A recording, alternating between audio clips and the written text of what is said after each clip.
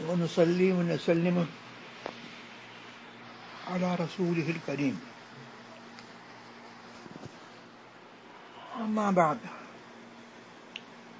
فأعوذ بالله من الشيطان الرجيم. لا تحرك به لسانك لتعجل به إن علينا جمعه وقرآنه فإذا قرأناه فاتبع قرآنه ثم إن علينا بيانه. صدق الله مولانا العلي العظيم وبلغنا رسوله النبي الكريم الأمين المكين ونحن على ذلك لمن الشاهدين والشاكرين والحمد لله رب العالمين. آج دو حدیثیں حضرت ابن عباس رضی اللہ تبارک و تعالی عنہما سے نزول وحی کے سلسلے میں بخاری شریف سے سنائی گئیں. ان حدیثوں میں شروعات سے پہلے اور اس میں گفتگو سے پہلے کل جو کہا گیا تھا اس کا مختصر طور پر اعادہ کیا جاتا ہے تاکہ یاد دہانی بھی ہو جائے اور اس سے متعلق جو بات اگر رہ گئی ہے تو وہ بات بھی آ جائے. بات یہ چل رہی تھی کہ حضور سرور عالم صلی اللہ تبارک و تعالی علیہ وسلم نبی الانبیاء ہیں اور علم غیب کے سلسلے میں حضور علیہ الصلوۃ والسلام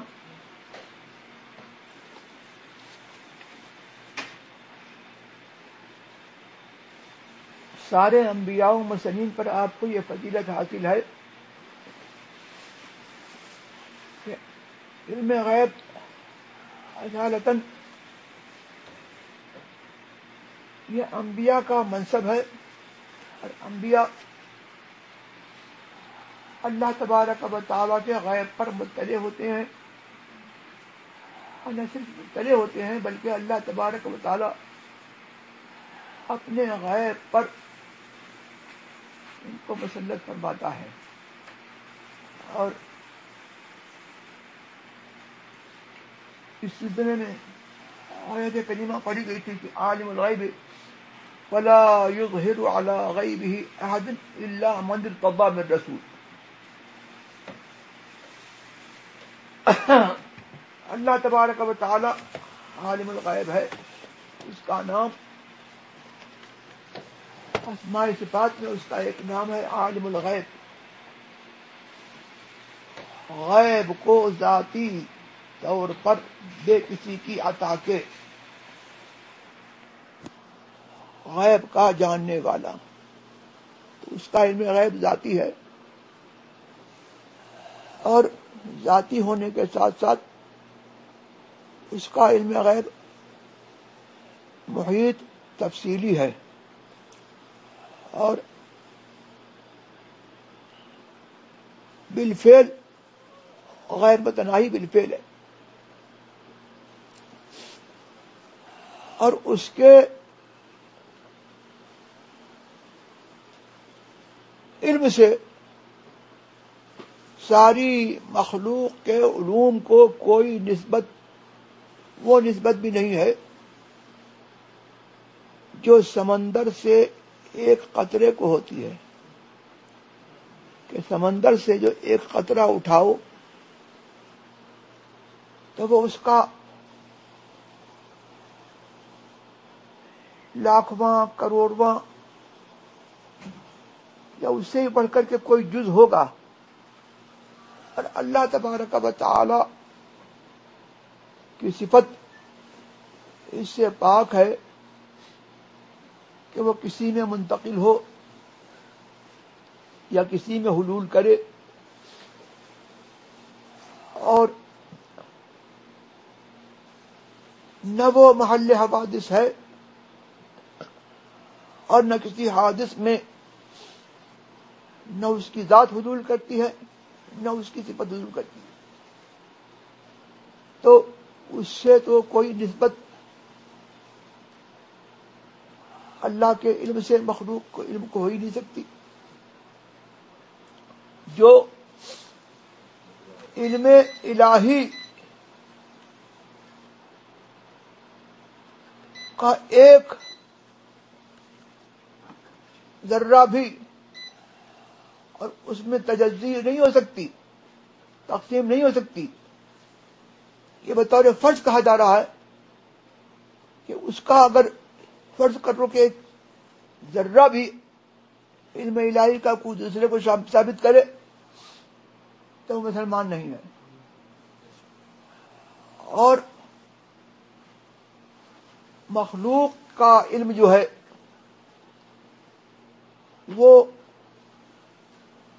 عطائی ہے، حادث ہے، جائز الفنا ہے، وہ فنا ہو سکتا ہے، اور واجب البقاء نہیں ہے کہ ہر وقت ہر حال میں باقی رہے، اور اس میں تغیر بھی ہو سکتا ہے۔ پھر اس کے بعد یہ بھی ہے کہ اس کا علم متناہی ہے، اور اللہ کا علم محیط تفصیلی ہے۔ تو اللہ کے علم میں سے کوئی ایک ذرہ اگر کسی کے لیے ثابت کرے تو نہ وہ مسلمان ہے، اور اگر مخلوق کے علم میں سے کوئی ذرہ اللہ کے لیے مانے تو وہ بھی مسلمان نہیں ہے، اس لیے کہ وہ اللہ کے لیے علم عطائی مان رہا ہے، تو اللہ کے اوپر کون ہے جو اس کو علم دے گا؟ سب کو دینے والا اللہ تبارک و تعالی ہے۔ اب اللہ تبارک و تعالی نے اپنے علوم غیب پر انسانوں میں سے ایک طبقے کو منتخب فرمایا، یہ سب سے اعلیٰ طبقہ ہے، اور اس سے بڑھ کر کے کوئی طبقہ انسانوں میں نہیں ہے، اور وہی اعلیٰ طبقہ جو ہے اسی کے لحاظ سے یہ انسان جو ہے وہ اشرف المخلوقات ہے، اور اس اعلیٰ طبقے میں سب سے اعلیٰ محمد الرسول اللہ صلی اللہ تبارک و تعالی علیہ وسلم کی ذات پاک ہے۔ اللہ فرماتا ہے کہ اللہ ہی غیب جاننے والا ہے، فلا یظہر علی غیبہ، تو اپنے غیب پر کسی کو مسلط نہیں فرماتا مگر اپنے پسندیدہ رسول کو۔ یہ رسول یہاں پر نکرہ ہے، تو یہ صورتاً مفرد ہے، لیکن نکرے کے لحاظ سے کہ نکرہ اس میں جنس ہے، یہ قوت میں ہے جمع کے، یعنی اپنے پسندیدہ رسولوں کے سوا کسی کو مسلط نہیں فرماتا، اور ان پسندیدہ رسولوں میں سب سے اول، سب سے اعلیٰ، سب سے اولا اس کے مصداق محمد الرسول اللہ صلی اللہ تبارک و تعالی علیہ وسلم، اور ان کے لیے مجھے وہ شعر یاد آ گیا جو میں نے اس دن سنایا تھا کہ حوازن سے جب جنگ حنین سے فارغ ہو کر کے سرکار لوٹے تو جو کفار حوازن تھے ان کے مال و دولت مسلمانوں کے ہاتھ آئے، سرکار ایک جن کے مال و دولت ہاتھ آئے ان میں ایک صحابی بھی تھے جو بعد میں اسلام لائے. انہوں نے سرکار نے فرمایا کہ اگر وہ میرے پاس اسلام لے کر کے آئے تو میں اس کا مال اس کو واپس کر دوں. وہ آئے اور انہوں نے یہ شعر سرکار کی بارگاہ میں سے پڑھے: ما ان رأيت ولا سمعت بواحد في سائر الناس مثل محمد ولا اوفى ولا اعطى للجزيل لمجتدي ومتى تشاء يخبرك عما في غد. سبحان اللہ. آج کل لوگ کہتے ہیں حضور کا چہرہ مہرہ دیکھا، اپنا چہرہ مہرہ دیکھا تو میزر کرنے لگے، ملانے لگے کہ ہمارے بھی دو آنکھیں ہیں، ان کے بھی دو آنکھیں ہیں، اور ہم بھی انسان ہیں، وہ بھی انسان ہیں. لیکن ایک وہ بھی انسان تھے جنہوں نے، ہم نے تو سرکار کو دیکھا نہیں، جنہوں نے سرکار کو دیکھا اور کیسے تھے؟ خون کے پیاسے اور دشمن، لیکن دیکھا تو ایسے ہو گئے کہ سب کچھ ان پہ قربان کر دیا، اپنے نو لہاب قربان کر دیے، جان و مال قربان کر دیا، اور کہنے لگے کہ یہ چہرہ تو میں نے ایسا چہرہ دیکھا ہے کہ ان جیسا چہرہ میں نے دیکھا ہی نہیں، اور یہ ایسے انسان ہیں کہ میں نے ان جیسا سنا ہی نہیں. تمام لوگوں میں محمد جیسا جو ہے نہ میں نے دیکھا نہ سنا. اور کرم والے کیسے ہیں؟ ایسے کرم والے ہیں کہ ان سے بڑھ کر کے دینے والا، سائل کو دینے والا ان سے بڑھ کر کے، اور وعدے کو پورا کرنے والا جو ہے ان جیسا جو ہے کوئی ہے ہی نہیں. اور علم کا یہ حال ہے کہ تم جب چاہو ان سے پوچھ لو، یہ تمہیں غیب کی اور کل کیا ہونے والا ہے اس کی خبر دیں گے. یہ نہیں کہا کہ جب چاہیں تو خبر دے دیں، اس لیے کہ جب چاہے میں تو آدمی کا جو ہے عیب کھل سکتا ہے. ایک فقیر نادار اگر اس کو بادشاہ جو ہے 2-3 توڑے سونے کے دے دے، وہ کہے کہ میں جب چاہوں دولت لٹا دوں. اب اس کے پاس کوئی آیا، اس توڑے میں سے اس نے کچھ دے دیا، سمجھا کہ یہ بہت بڑا سخی داتا ہے، ہوتے ہوتے جو ہے وہ ختم ہو گیا اس کے پاس. تو اب وہ جو ہے جب چاہے گا جب ہی دولت لٹائے گا. یہ نہیں ہوگا کہ جب ہم چاہیں تو وہ دولت لٹائے. یہاں پر جو ہے جب چاہوں دولت لٹا دوں، وہ اپنی اس بات پہ سچا ہے. اور یہاں معاملہ یہ ہے کہ اگر یہ کہا جائے کہ جب تو چاہے تو اس سے سوال کر لے وہ خزانہ لٹا دے، تو یہ معاملہ جو ہے اس سے جو ہے نہایت زمین و آسمان کا فرق ہے. مطلب یہ ہے کہ جب چاہو مانگو، تو وہاں پر جو ہے مطلب ہے کہ جو ہے اللہ نے ان کو جو ہے جیسے علوم غیب پر مسلط کیا ہے، ویسے ہی اپنی رحمت کے خزانوں پر جو ہے مسلط کیا ہے، اور فرما دیا ہے اب السائل فلا تنہر. تمہارے پاس جو ہے سائل آئے تو تمہارے ہاتھ میں جو ہے بظاہر کچھ نہیں ہے، لیکن دو جہاں کی نعمتیں ہیں ان کے خالی ہاتھ میں. مالک کونین ہیں، وہ پاس کچھ رکھتے نہیں، دو جہاں کی نعمتیں ہیں ان کے خالی ہاتھ میں. لہذا اب سائل آیا تو واہ کیا جود و کرم ہے، شہ بتا تیرا نہیں سنتا ہی نہیں مانگنے والا تیرا. تو اب یہی معاملہ جو ہے ان کے علم کا ہے. یہ صحابی کہہ رہے ہیں کہ جب تو چاہے پوچھ دے، مصطفیٰ جو ہے تجھ کو جو ہے علوم خمس کے خزانے ان کے پاس ہے، کل کیا ہونے والا ہے، قیامت میں کیا ہونے والا ہے، سب مصطفیٰ بتا. سبحان اللہ سبحان اللہ. تو یہ حضور سرور عالم صلی اللہ تبارک و تعالی کے شان ہے. اور اس حدیث کے تیور سے تو پتہ یہ لگتا ہے کہ بظاہر جو ہے یہ لگتا ہے کہ حضرت خدیجہ رضی اللہ تبارک و تعالی عنہا ورقہ کے پاس پوچھنے کے لیے گئیں، اور ورقہ کا حال میں پہلے بتا چکا ہوں کہ وہ نصرانی تھے اور جو ہے عبادت اصنام سے بیزار ہو کر کے جو ہے انہوں نے نصرانیت اختیار کی. تو اس کا مطلب یہ ہے کہ نصرانیوں سے مختلف تھے، انہوں نے بت پرستی نہیں کی اور توریت اور انجیل میں کوئی تحریف نہیں کی جس طریقے سے یہودیوں نے نصرانیوں نے کی تھی. وہ تھے موحد. تو ان سے جو ہے پوچھنے کے لیے گئیں. بظاہر یہ لگتا ہے کہ یہ پوچھنے کے لیے گئی ہیں، لیکن ان کے جواب سے یہ پتہ لگتا ہے کہ ان کا علم اللہ تبارک و تعالیٰ نے ان کو ایسے منصب پر پیدا کیا ہے کہ علم غیب وہی معتبر ہے جس کو بارگاہ رسالت سے سند ملے.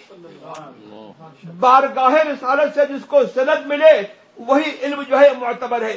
لہذا پہلے حضور سرور عالم صلی اللہ تبارک و تعالی علیہ وسلم کی نبوت سے پہلے پنڈتوں کی پیشین گوئیاں، کاہنوں کی پیشین گوئیاں معتبر تھیں. اس لیے کاہے کے لیے کہ یہ جو ہے یہ حضور سرور عالم صلی اللہ تبارک و تعالی علیہ وسلم کا یہ پیشین گوئیاں جو ہے کلمہ پڑھتی ہوئی آئیں، ان کی خبر دیتی ہوئی آئیں. لہذا اتنی ہی خبر جو ہے معتبر ہوئی جو محمد الرسول اللہ کی نبوت سے متعلق تھی. اور جنہوں کو بھی جو ہے یہ فرصت دی گئی کہ انہوں نے جو ہے آسمانوں میں جا کر کے جو ہے سنا، لیکن جیسے ہی محمد الرسول اللہ جو ہے تشریف لے آئے اب کہانت باطل ہو گئی اور جنہوں کے سننے کا دروازہ جو ہے وہ بند ہو گیا. کیوں؟ اس لیے کہ محمد الرسول اللہ صلی اللہ تبارک و تعالی علیہ وسلم جو علم کا منبع ہے، سرچشمہ ہے، اب جو ہے کاہنوں کی کہانت جو ہے اور ان کی پیشین گوئیاں جو ہے اتنی ہی معتبر ہوں گی جو نبوت سے متعلق ہیں، اور جنہوں کی خبریں جو ہے اتنی ہی متعلق ہوں گی جو نبوت سے متعلق ہیں، اور جو نبوت سے متعلق نہیں ہیں اب جو ہے علم غیب کا منبع جو ہے اصل منبع محمد الرسول اللہ ہے. لہذا غیب کی خبر جو محمد الرسول اللہ جس کی سند نہ دے وہ معتبر نہیں ہے، اور وہ غیب کی خبر معتبر ہے جس کی سند محمد الرسول اللہ. اسی لیے جو ہے اب یہاں پر جو ہے توریت اور انجیل میں لوگوں نے جو ہے تحریف کر دی، تغییر کر دی. تو اب حضرت برقہ فرماتے ہیں کہ یہ وہی ناموس ہے جو موسیٰ پر اترا تھا. یعنی ان کو اللہ تبارک و تعالیٰ نے اس شان پر بنا کر کے بھیجا کہ ان کی کتاب جو ہے وہ توریت پر، انجیل پر، زبور پر، اگلی کتابوں پر جو ہے وہ مہیمن ہے، اس کی محافظ ہے، اس کی نگراں ہے. اور جو ہے اس سے جو ہے یہودیوں کی اور نصرانیوں کی چوری پکڑی جاتی ہے. جہاں جہاں انہوں نے جو ہے تحریف کی ہے محمد الرسول اللہ صلی اللہ تبارک و تعالی علیہ وسلم کے علم کا یہ حال ہے کہ آپ نے جو ہے نہ یہودیوں سے سنا، نہ نصرانیوں سے سنا، نہ کوئی کتاب پڑھی، لیکن اللہ تبارک و تعالی نے اس نبی امی کو ایسا بنا کر کے بھیجا کہ اگلوں کے علوم کی بھی جو ہے تصدیق جو ہے محمد الرسول اللہ کے دربار سے ہوگا. اور ان کی شریعت کا معاملہ یہ ہے کہ اگلوں کی شریعت جو ہے وہ ہماری شریعت ہے، اور اگلوں کی جو حضور کی شریعت جو ہے اگلوں کی شریعت کی جو ہے ناسخ ہے. جو جس حکم کو حضور باقی رکھیں وہ جو ہے اللہ رسول کا حکم ہے، اور جس حکم کو جو ہے باقی نہ رکھیں اب وہ حکم جو ہے منسوخ ہو گیا، اس پر جو ہے عمل کرنا حرام ہے. یہ محمد الرسول اللہ صلی اللہ علیہ وسلم کے علم کا حال ہے. گویا کے معلوم ہے کہ علم کی ابتدا بھی ان کی طرف ان سے ہے اور علم کی کا منتہا بھی ان کی طرف. سبحان اللہ. جیسے یہ جو ہے سارے عالم کے وجود کا مبدا ہیں اور سارے عالم کی انتہا جو ہے ان کی طرف ہے، ویسے ہی علوم غیبیہ کا یہ مبدا بھی ہیں اور منتہا بھی ہے. ہاں اسی لیے تو اعلیٰ فرماتے ہیں کہ قرن و بدلی رسولوں کی ہوتی رہی، چاند بدلی کا نکلا ہمارا نبی. میرے ذہن میں یہ تھا کہ اس شعر کی جو ہے تشریح کروں گا، تو یہاں پر جو ہے فرمایا قرن و بدلی رسولوں کی ہوتی رہی، چاند بدلی کا نکلا ہمارا نبی. ایک بدلی تبدیلی کے معنی میں ہے، اور دوسری بدلی جو ہے بادل کے معنی میں ہے. کہتے ہیں کہ حضور سرور عالم صلی اللہ تبارک و تعالی علیہ وسلم کا معاملہ یہ ہے کہ قرنوں ان کے آنے سے پہلے جو ہے قرنوں بدلی جو ہے رسول جو ہے بدلتے رہے آتے رہے. ہر زمانے کا جو ہے ایک رسول ہوتا تھا جو اپنے اپنے زمانے کا رسول ہوتا تھا. اور حضور سرور عالم صلی اللہ تبارک و تعالی کیسے رسول آئے ہیں جو بدلی کے چاند ہیں اور جو ہے آفتاب نبوت ہیں کہ اب ان کے بعد جو ہے کوئی نیا نبی رسول ہونے والا نہیں ہے. اور جو ہے بدلی کا چاند جو ہے وہ کیسے چلتا ہے بدلی میں آپ دیکھیے کہ چاند جو ہے اس طریقے سے بدلی کے اندر جو ہے تیرتا ہے. چاند نکلا اس کے بعد پھر جو ہے بادل آ گیا پھر چاند نکلا پھر بادل ہو گیا. تو اس طریقے سے جو ہے انبیاء کا جو ہے سلسلہ ہے کہ جو ہے چاند آیا نبوت کا چاند جو ہے نمودار ہوا اور اس کے بعد جو ہے پھر اندھیری چھا گئی پھر دوسرا جو ہے چاند نمودار ہوا پھر اندھیری چھا گئی اور اس کے بعد جو ہے جب بدلی چھٹ جاتی ہے تو ایک بہت بڑا چاند جو ہے وہ نظر آتا ہے کہ اس کے بعد جو ہے اجالا ہی اجالا کرتا ہے. تو محمد الرسول اللہ صلی اللہ علیہ وسلم کے چمکنے کا جو ہے انداز یہ ہے جس کو عادت دوسری شہر میں یوں فرماتے ہیں کہ انبیاء جتنے ہیں سب مہ پارے چھپ گئے تو ہے خورشید رسالت تارے چھپ گئے تیری ضیا میں تارے انبیاء جتنے ہیں سب مہ پارے تجھ سے ہی نور لیا کرتے ہیں. سبحان اللہ. تو یہ تو حضور سرور عالم صلی اللہ تبارک و تعالی کے علوم غیب کا یہ عالم ہوا. اور اس سے پتہ لگا کہ علم غیب نبی کے علم غیب کا انکار کرنا اصل میں ان کی نبوت کا انکار کرنا ہے. تو لا الہ الا اللہ محمد الرسول اللہ یہ کلمہ جو ہے ہمارے درمیان اور ان کے درمیان حکم ہے حاکم ہے اور یہ ہی فیصلہ کرنے والا ہے کہ نبی کا ایمان کس پر ہے نبی پر کس کا ایمان ہے اور کس کا ایمان نبی پر نہیں ہے.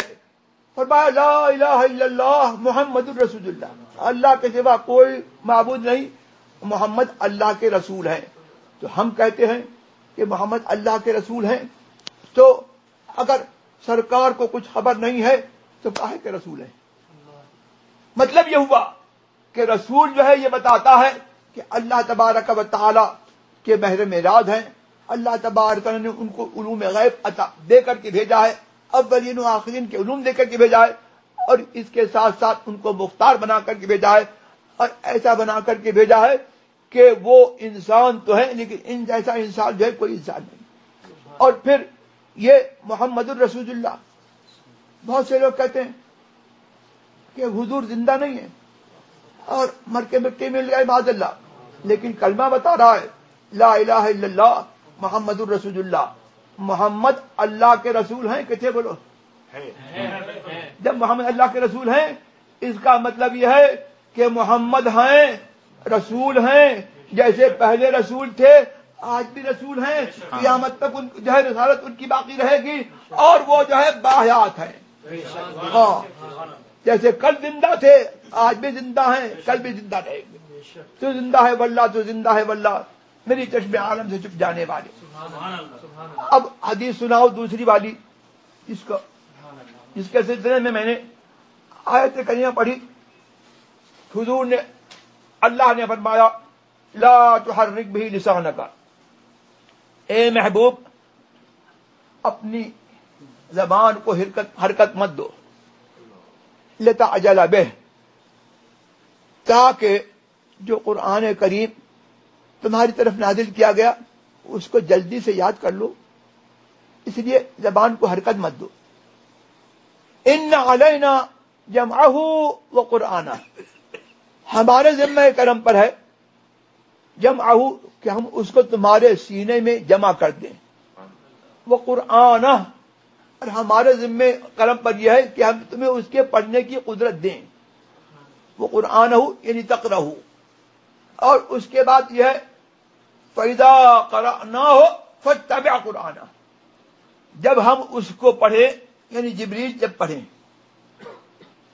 جبریل کے پڑھنے کو اللہ نے اپنا پڑھنا بتایا کہ جب جبریل تمہاری خدمت میں حاضر ہو کر کے اس کو پڑھیں فاتبع قرآنہ، تو اس کی قراءت کی پیروی کرو، یعنی جب تک قراءت جاری ہے اس کو سنو اور خاموش رہو۔ یہ حضور کو بھی حکم ہے، اور یہی جو ہے ہم حضور کے امتیوں کے لیے بھی جو ہے تلاوت قرآن کے دوران جو ہے ہمارے لیے بھی یہی حکم ہے اور یہی ادب ہے۔ وَإِذَا قُرِئَ الْقُرْآنُ فَاسْتَمِعُوا لَهُ وَأَنصِتُوا لَعَلَّكُمْ تُرْحَمُونَ، جب قرآن پڑھا جائے تو اس کو سننے کے لیے پہلے سے تیار رہو۔ فَاسْتَمِعُوا، یہ نہیں کہ قرآن پڑھا جائے بس اسی وقت جو ہے سنو، بلکہ جب معلوم ہو کہ قاری قرآن پڑھنے کے لیے بیٹھا ہے اور آپ لوگ سننے کے لیے بیٹھے ہیں مستعد، اس کے چہرے سے لگ رہا ہے کہ ابھی یہ قرآن پڑھے گا، جبھی سے جو ہے سارا کلام اور ساری جو ہے حرکت، ساری حرکت اور سارا کلام جو ہے بند، اور سکون کے ساتھ اور خاموشی کے ساتھ بیٹھنا جو ہے اب فرض ہو گیا۔ پھر جب اس نے پڑھنا شروع کیا تو انصتوا، سنو بھی اور چپ رہو۔ اور جو لوگ قریب ہیں کہ سن سکتے ہیں ان پر دونوں فرض ہیں، سننا اور چپ رہنا، اور جو لوگ دور ہیں لیکن دیکھ رہے ہیں کہ قاری کے ہونٹ ہل رہے ہیں، اور یہی حکم جو ہے خطبے کا ہے کہ قاری کے ہونٹ ہل رہے ہیں یا خطیب کے ہونٹ جو ہے ممبر پر ہل رہے ہیں، اس وقت تک جو ہے جو دور ہے اس کے اوپر فرض ہے کہ سن نہیں سکتا ہے، لیکن بقدر امکان جو ہے وہ خاموش تو رہ سکتا ہے، لہذا اس کے اوپر فرض ہے کہ وہ خاموش رہے، اور جو ہے زبان سے ذکر کرنا اس کو اب منع ہے۔ اسی لیے یہاں ہے کہ اگر خطیب نے یا قاری نے آیت پڑھی ان اللہ وملائکتہ یصلون علی النبی یا ایھا الذین آمنوا صلوا علیہ وسلموا تسلیما، تو جب یہ آیت پڑھی جاتی ہے، میں نے حضور مفتی اعظم ہند سے سنا کہ فرمایا کہ جب یہ آیت پڑھی جائے اس وقت جو ہے لوگوں پر درود شریف پڑھنا فرض ہو جاتا ہے۔ اللہم صلی علی سیدنا محمد عافیۃ الابدان شفائھا وطب القلوب دوائھا الابصار علی صاحب علیہ وسلم۔ لیکن اگر قرآن کوئی پڑھ رہا ہے اور یہ آیت کریمہ اس نے تلاوت کے دوران سنی، یا کوئی خطیب خطبہ دے رہا ہے اور خطبے کے دوران یہ آیت آئی، تو اب درود شریف زبان سے نہیں بلکہ دل سے پڑھی۔ چلیے آگے یہ ہے کہ ثم ان علینا بیانہ، پھر ہمارے ذمہ کرم پر یہ ہے کہ جو کچھ تمہارے اوپر نازل ہوا اس کا بیان، اس کے مفاہیم ہم تمہارے سینے میں جمع کر دیں، اور ایک تفسیر یہ ہے کہ ہمارے ذمہ کرم پر یہ ہے کہ تم بالفعل اس کو جو ہے پڑھو، اور ہمارے ذمہ کرم پر یہ ہے کہ ہم تم سے اس کو جو ہے پڑھوا دیں۔ چلیے یہ آیت کریمہ نازل کیوں ہوئی، حدیث سنیے۔ حدثنا موسى بن اسماعيل قال حدثنا ابو عوانة قال حدثنا موسى بن ابي عائشة قال حدثنا سعيد بن جبير عن ابن عباس رضي الله تعالى عنهما في قوله تعالى لا تحرك به لسانك لتعجل به قال كان رسول الله صلى الله تعالى عليه وسلم يعالج من التنزيل شدة وكان مما يحرك شفتيه فقال ابن عباس رضي الله تعالى عنهما فانا احركهما لكم كما كان رسول الله صلى الله عليه وسلم اتنا میں ترجمہ کر دوں۔ حضرت ابن عباس رضی اللہ تبارک و تعالی عنہ سے کس نے روایت کیا؟ سعید بن جبیر نے۔ سعید بن جبیر نے، ہاں، سعید بن جبیر یہ بہت بڑے ایک تابعی ہیں، انہوں نے ابن عباس سے جو حضور کے صحابی ہیں اور حضور سرور عالم صلی اللہ تبارک و تعالی علیہ وسلم کے فیض یافتہ اور حضور کے چچا کے بیٹے عباس ابن عبد المطلب کے بیٹے ابن عباس عبداللہ ابن عباس، اور بہت بڑے فقیہ اور ترجمان القرآن، ان سے سعید بن جبیر نے روایت کیا اس اللہ تبارک تعالیٰ کے قول کے بارے میں کہ یہ آیت کیوں نازل ہوئی۔ کہا کہ حضور سرور عالم صلی اللہ تبارک و تعالی علیہ وسلم جب قرآن کریم نازل ہوتا تھا تو اس کے نزول کے وقت جو ہے حضور کچھ سختی اور دشواری کا سامنا کرتے تھے. چاہتے تھے کہ جو جبریل پڑھ رہے ہیں جلدی سے مجھے یاد ہو جائے. فَكَانَ مِمَّا يُحَرِّكُ شَفَتَيْهِ. یہاں پر جو ہے مما جو ہے یہ افادہ تکسیر کے لیے ہے. وَإِنَّا لَمِمَّا نَضْرِبُ الْكَبْشَ ضَرْبَةً عَلَى وَجْهِهِ يُلْقِي اللِّسَانَ مِنَ الْفَمِ. ابن حجر نے یہاں پر یہ شعر استشہاد کے لیے پڑھا ہے کہ ماں یہاں پر تفسیر کے لیے ہے کہ ہم اتنی کثرت سے جب میڈے کو مارتے ہیں اس کے منہ پر تو وہ اپنی زبان جو ہے منہ سے نکال دیتا ہے. تو کہا ما کان مما یحرک شفتہ، حضور کثرت سے جلدی جلدی جو ہے اپنے ہونٹ ہلاتے تھے. اب حضرت ابن عباس رضی اللہ تبارک و تعالی عنہ نے فرمایا وَأَنَا أُحَرِّكُهُمَا لَكُمْ كَمَا كان رسول اللہ صلی اللہ تعالی وسلم يحركهما كما كان رسول اللہ صلی اللہ علیہ وسلم يحركهما. تو میں اپنے دونوں ہونٹ تمہارے لیے جو ہے تمہیں ہلا کر کے دکھاتا ہوں جیسے حضور جو ہے ہلاتے تھے. یہ جو ہے الامور بمقاصدها، کسی کی نقل اتارنا جو ہے بظاہر جو ہے وہ معیوب ہے. اگر نقل اتارنا اس کی جو ہے مذاق کے طور پر ہو، استہزاء کے طور پر ہو، معاذ اللہ، تو حضور کی نقل اگر استہزاء کے طور پر ہو تو استہزاء تو بعد میں ہوگا، اس کے قد سے ہی آدمی جو ہے وہ کافر ہو جائے گا. اور مروان ابن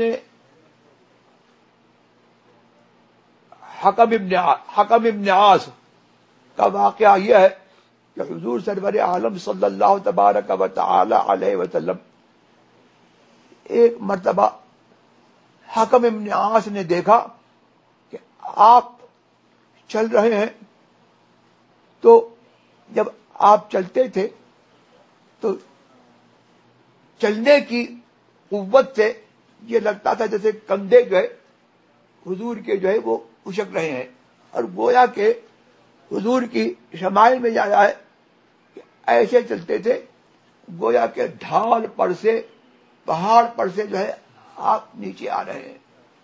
تو حکم ابن عاص پیچھے سے پیچھے اس نے بھی ایسا کرنا شروع کیا. حضور نے دیکھا، حضور کو ناگوار ہوا، فرمایا کذالک فلتکن، تو بھی ایسا ہو جا.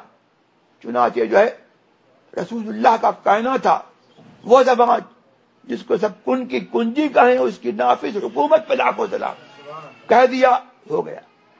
چنانچہ جو ہے اس کی وہی حالت ہو گئی، آخر وقت تک جو ہے اس کی حالت رہی.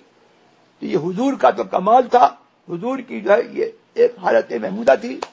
حکم ابن عاص کی جو ہے یہ بیماری بن گئی.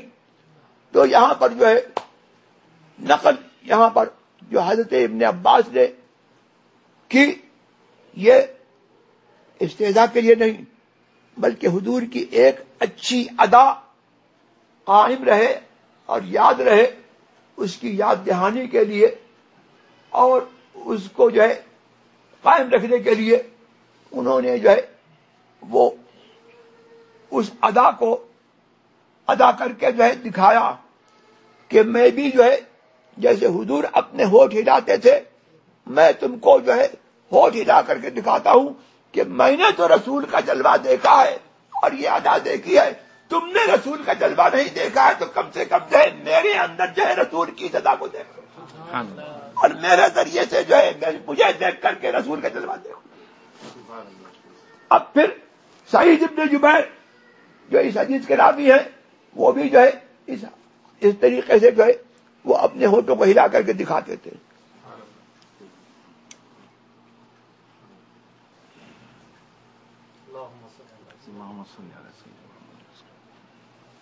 ہاں آگے کیا ہے؟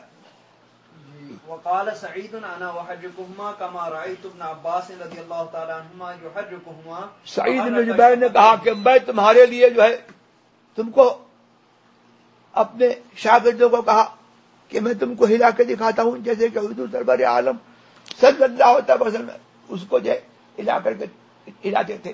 جی کما رأیت ابن عباس یحرکہما فحرک شفتیہ، جیسے کہ میں نے ابن عباس کو دیکھا وہ اپنے ہونٹوں کو ہلاتے تھے تو اپنے دونوں ہونٹ ہلائے. تو یہ تو ایک اضطراری کیفیت تھی.